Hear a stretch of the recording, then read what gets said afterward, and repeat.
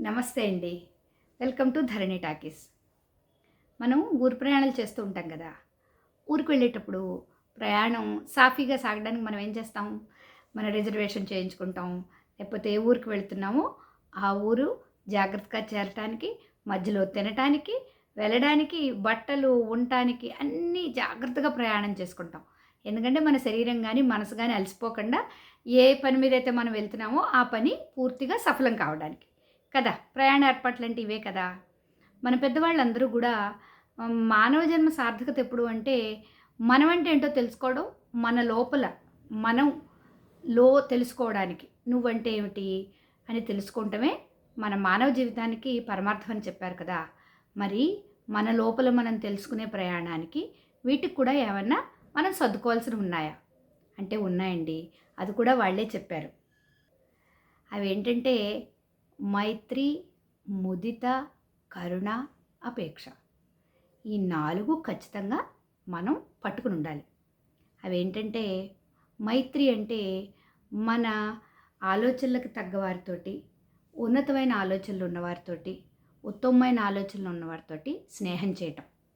అది అలాంటి మైత్రిని మనం కొనసాగించాలి. అలాగే ముదిత.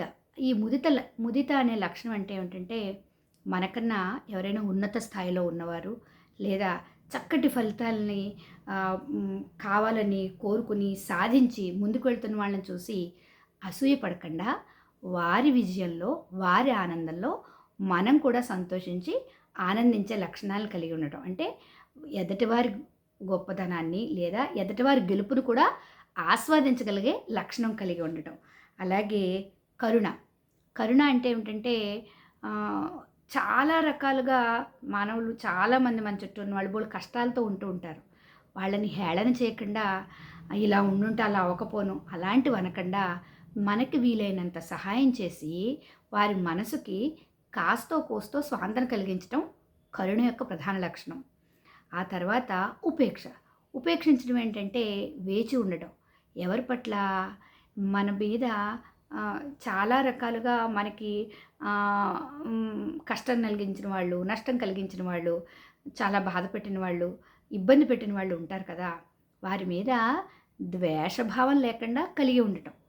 ఈ 4 లక్షణాలు ఎవరైతే కలిగి ఉన్నారో వారు వా మానవ జన్మ యొక్క సార్థకత అసలు నేను ఎందుకు పుట్టాను అన్నది తెలుసుకోవడానికి మార్గం సుగమం అవుతుందని మన పెద్దలు చెప్పారు.